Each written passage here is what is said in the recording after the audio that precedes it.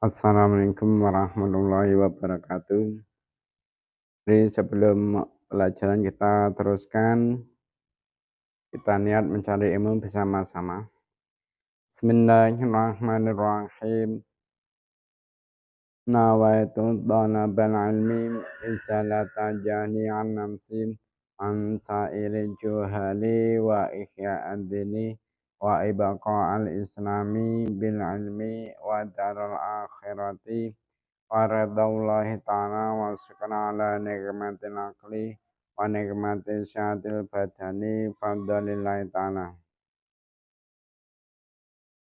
Ila hadratina bil mustafa sayyidina Muhammadin sallallahu alaihi wasallam wa ala alihi wa ashabihi wa zawjihi wa dzurriyyatihi wa ali baiti karamana khususan khasatan ila muslim adza kitab nazam alana wa jamtana miti wa masyayikhina wa mu'alifi kutub alati ta'alamna wa alamnaha sallallahu ta'ala lahumul fatihan a'udzu billahi minasy syaithanir rajim bismillahirrahmanirrahim alhamdulillahi rabbil alamin arrahmanir rahim maliki yaumiddin iyyaka na'budu wa iyyaka nasta'in ihdinas siratal mustaqim siratal ladzina an'amta 'alaihim ghairil maghdubi 'alaihim waladdallin Rabbi firli wa liwalidayya wal mu'minina amin.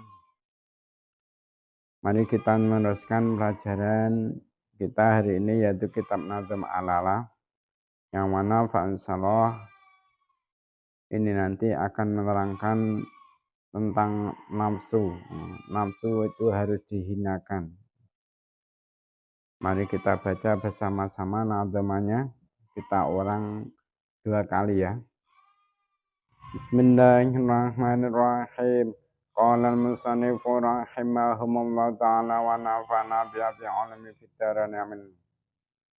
Aralaka antastaya antu'izza falasta tanalul izza hatta tudzillaha ningali ingsun maring sira kepengin mulya mongko hasil mulya sira yen durung ina arana ka antastaya antu'izza falasta tanalul izza hatta tudzillaha ningali ingsun maring sira kepengin mulya mongko hasil mulya sira yen durung ina. Jadi di dalam nazman ini diterangkan yaitu arolaka antastaya antu'izaha falasta tanalul izza hatta tudzillaha ningali ingsun maring sira kepengin mulya mongko tak hasil mulya yen durung ina. Jadi nazman itu tadi artinya apa? Saya itu melihat kamu mempunyai nafsu yang ingin engkau muliakan. Padahal kamu tidak akan mendapatkan kemuliaan kecuali dengan menghinakan nafsumu. Jadi perlu sampean tahu bahwasanya nafsu itu adalah sumber kehancuran bagi manusia yang mengikuti kemauan-kemauannya. Nah, nafsu pula itu merupakan sesuatu yang menjadi sasaran utama para setan untuk menghancurkan akal manusia. Nah, maka dari itu nafsu harus ditundukkan. Nafsu kita itu harus ditundukkan dan dihinakan agar jangan menuntut hal-hal yang akan merugikan diri kita. Nah, barang siapa menuruti keinginan dari satu keinginan-keinginan nafsunya, maka nafsu akan menuntut keinginan-keinginan yang lain. Nafsu itu bagaikan anak kecil yang bila kamu turuti kemauan menyusunya, maka dia tidak akan berhenti menyusu. Tapi bila engkau hentikan menyusunya, maka dia pun akan berhenti menyusu. Namun nafsu juga adalah sesuatu yang penting. Sesuatu yang penting bagi manusia. Manusia tanpa nafsu bukanlah manusia. Tanpa nafsu, amal kita berkurang nilainya. Nah, kemuliaan manusia itu terletak pada kemampuan manusia tersebut di dalam mengendalikan nafsuna.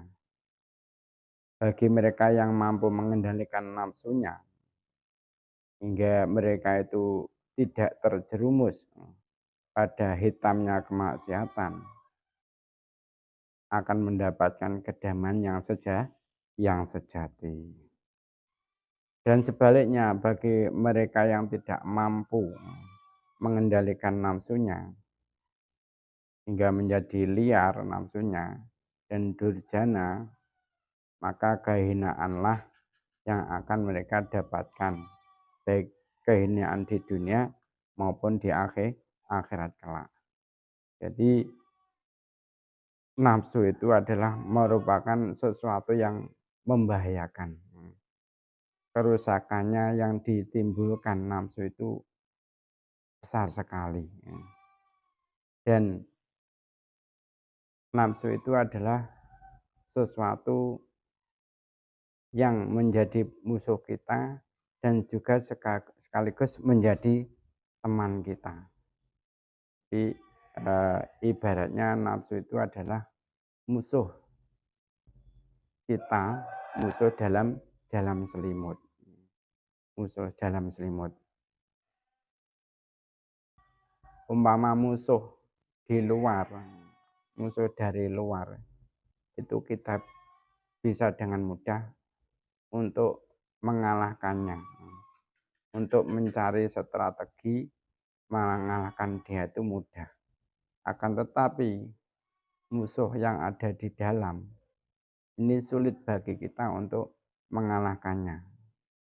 Kenapa? Ya, kelihatannya itu saudara, kelihatannya kawan. Tapi kita lengah, dia menusuk kita dari belakang. Nah, nafsu itu seperti itu. Musuh dalam selimut. Begitu juga seorang pencuri yang keberadaannya itu di luar rumah kita. Pencuri yang keberadaannya di luar rumah kita. Itu mudah untuk kita lemahkan. Mudah untuk kita gagalkan pencuriannya. Dan mudah bagi kita untuk mengatur strategi menangkap pencuri tersebut. Akan tetapi pencuri yang ada di keluarga kita, pencuri dalam, orang dalam, ini sulit bagi kita untuk mengatasi. Dia mudah menjalankan aksi-aksinya, tapi kita sulit untuk menggagalkan rencana dia. Kenapa? Dia tahu kelemahan kita, tahu situasi dan kondisi di dalam rumah kita. Jadi nafsu itu bagaikan pencuri di dalam rumah. Pencuri yang pelakunya itu adalah orang sendiri. atau bisa dikatakan sebagai musuh dalam selimut. Nah, bahaya yang ditimbulkan nafsu ini sangat besar sekali. Kita tahu bahwasanya awal mula terjadinya kemaksiatan kepada Allah adalah dari iblis. Sedangkan sebab kemaksiatan iblis itu adalah sesudah adanya ketetapan atau kodok dari Allah mengenai hawa nafsu. Nah, kesombongan dan kedengkian hawa nafsu itulah yang menjerumuskan iblis ke dalam lautan kesesatan sehingga tenggelam selamanya. Nah, sesudah beribadah selama 80.000 tahun, iblis itu masuk makhluk Allah yang tekun beribadah. Tekun beribadah, bahkan dia itu iblis sebelum dilanat oleh Allah menjadi penasihat para malaikatnya Allah. Bahkan iblis ini beribadah kepada Allah SWT sudah selama 80.000 tahun. Itu kan waktu yang tidak singkat toh, waktu yang lama toh. Apa ada dari kita yang hidupnya sampai seperti itu dan waktunya dihabiskan untuk beribadah? Enggak ada. Tapi iblis ini sudah 8.000 tahun, sudah 80.000 tahun melakukan ibadah kepada Allah. Namun karena nafsu akhirnya iblis ini sombong. Ketika Allah memerintahkan semua makhluknya untuk sujud kepada Nabi Adam, iblis dengan kesombongannya tidak mau sujud kepada Nabi Adam. Gara-gara apa? Gara-gara iri.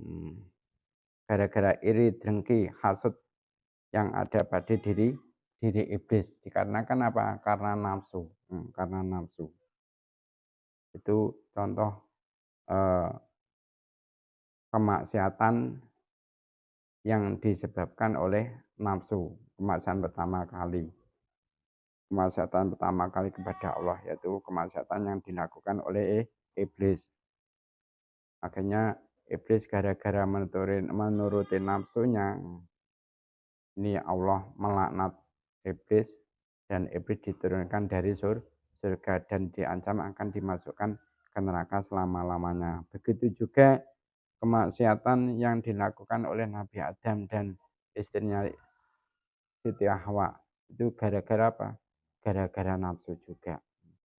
Gara-gara nafsu yang ingin hidup kekal dan menikmati kenikmatan di surga. Akhirnya si Siti Hawa ini terkena bujuk rayunya iblis. Dan bahkan akhirnya Nabi Adam pun juga melayani apa yang diminta oleh Siti Hawa yang sudah terbujuk oleh iblis. Ini ya gara apa? Gara-gara nafsu. Nafsu ingin menikmati kenikmatan surga selama-lamanya. Akhirnya Allah juga menurunkan Nabi Adam dan istrinya dari surga. Nah, begitu juga kemaksiatan yang dilakukan oleh anak turunnya Nabi Adam, yaitu siapa?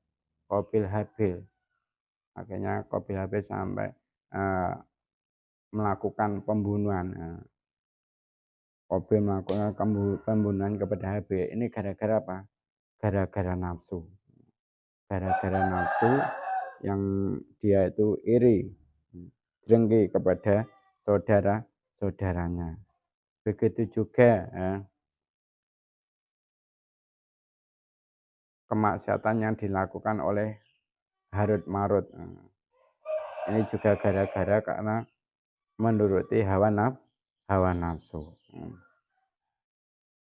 Jadi hawa nafsu ini termasuk musuh, termasuk musuh kita yang mana bahaya yang ditimbulkan ini sangatlah dahsyat, sangatlah besar. Akan tetapi kan tadi dikatakan bahwasanya nafsu itu juga termasuk sesuatu yang kita perlukan. Kenapa? Tanpa nafsu manusia bukanlah manusia. Nah, walaupun seperti itu kita harus paham bahwa nafsu itu harus kita hinakan.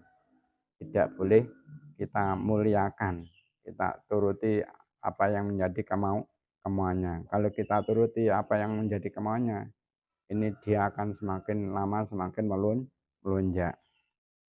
Jadi meskipun demikian, setiap orang itu tidak boleh mengabaikan nafsu sama sekali. Karena apa? Nafsu itu sangat berbahaya. Kalau kamu abaikan,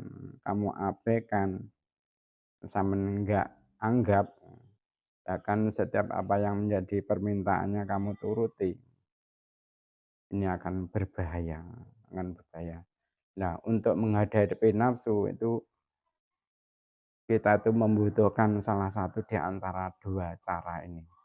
Pertama apa? Pertama, kita harus mendidik dan menguatkan nafsu sebagai apa? Sebagai pendorong untuk melakukan setiap kebaikan. Jadi nafsu itu kita harus didik.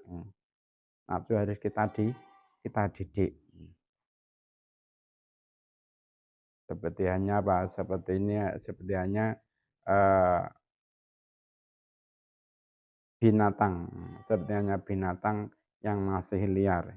Itu kan perlu kita didik, kita kita kuatkan untuk apa?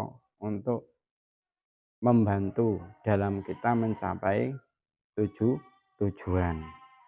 Itu nomor satu, yaitu nafsu itu harus kita didik dan kita kuatkan sebagai pendorong kita melakukan setiap kebaikan. Yang nomor dua apa yang kita butuhkan, yaitu nomor dua kita harus melemahkan dan menahan nafsu sampai pada batas tertentu tanpa berlebihan. Dia harus kita lemahkan nafsu tersebut. Cara melemahkannya bagaimana? Yaitu apa yang menjadi kemauannya jangan sampai kamu turuti. Apa yang menjadi kemauannya jangan sampai kamu turuti. Jadi harus kita didik nafsu itu dan kita kuatkan untuk sebagai pendorong kita melakukan kebaikan. Dan juga kita lemahkan dengan cara apa? Jangan kamu turuti semua ajakan nafsu.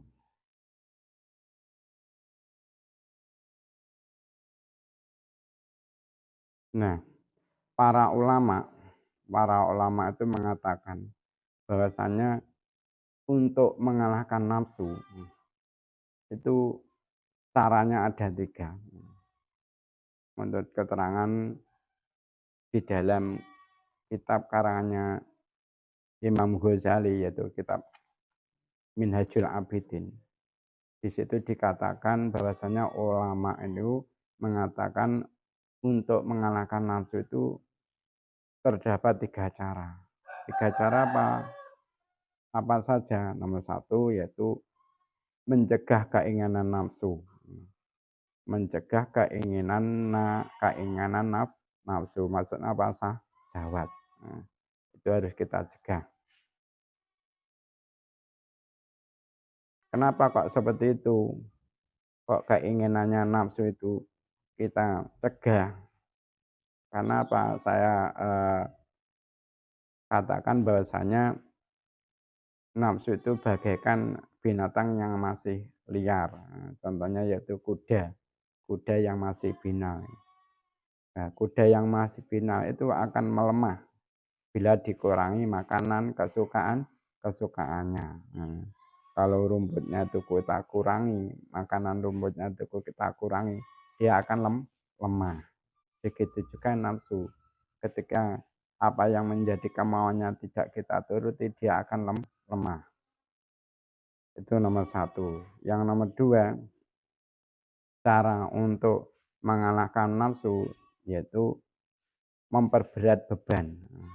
Memperberat beban muatannya dengan berbagai ibadah. Jadi kita perberat beban muatannya dengan cara apa? Yaitu dengan cara memperbanyak ibadah. Kalau kita memperbanyak ibadah, niscaya dia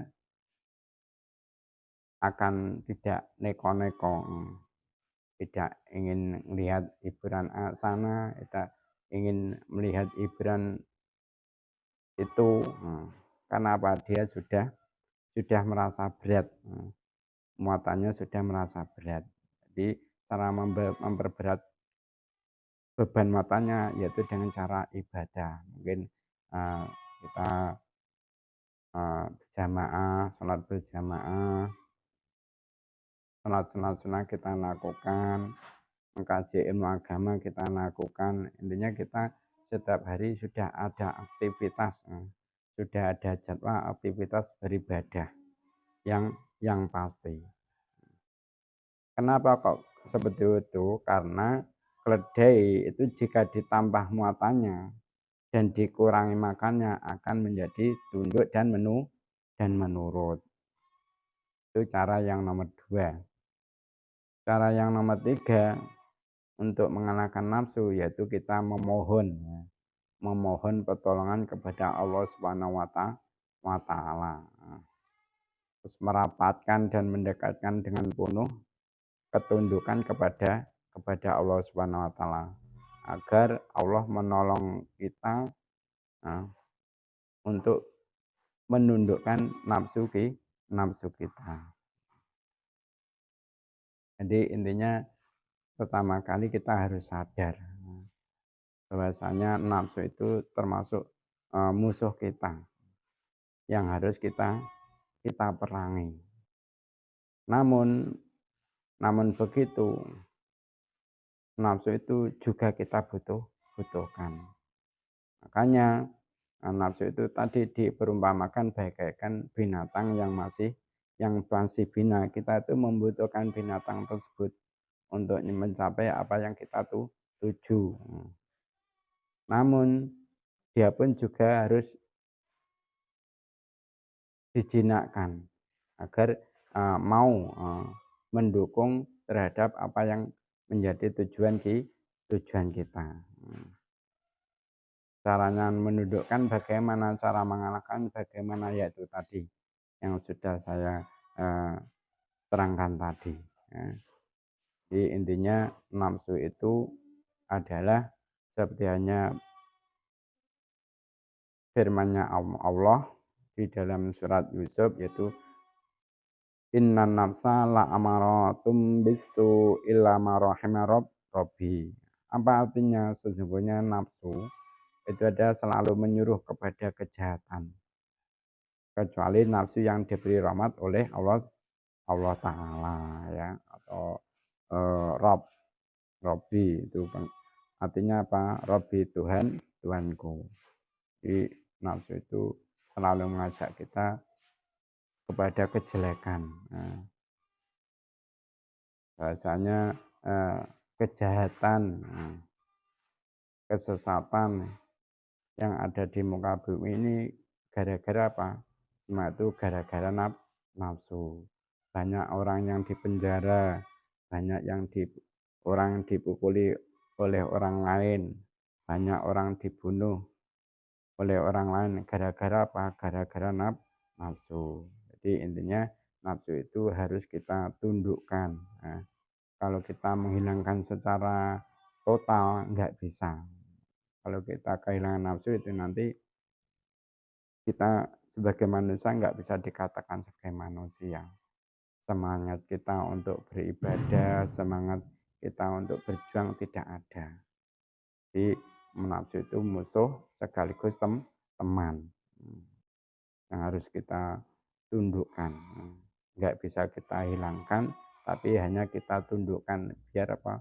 Menurut pada kita dan mendukung apa yang menjadi tujuan kita. Ya, itu saja keterangan hari ini. Untuk selanjutnya yaitu sesi tanya jawab. Nah, pertanyaannya seperti biasa yaitu 5. Pertanyaan yang nomor 1. Arolaka antastaya antu izzaha. Itu artinya apa? Arolaka antastaya arolaka antastahya antu izzaha. Itu artinya apa? Ya. Yang nomor 2, pertanyaan yang nomor 2. Kehancuran di muka bumi ini. Kehancuran di muka bumi ini.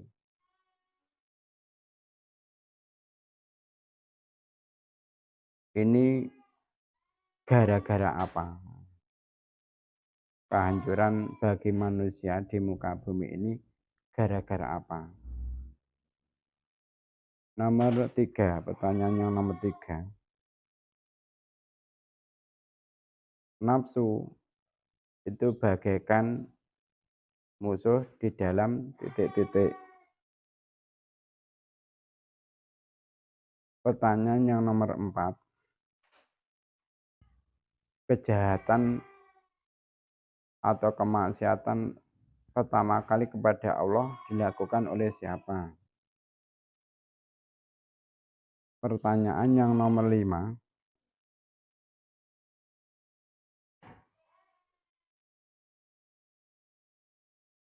Untuk mengalahkan nafsu terdapat 3 cara. Lah, cara pertama untuk mengalahkan nafsu itu apa?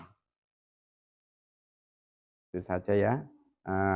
Pertemuan kali ini mari kita tutup dengan membaca doa kafaratul majelis. Subhanakallahumma wa bihamdika asyhadu an la ilaha illa anta astaghfiruka wa atubu ilaik. Cukup sekian dari saya, ada kurang lebihnya mohon maaf. Assalamualaikum warahmatullahi wabarakatuh.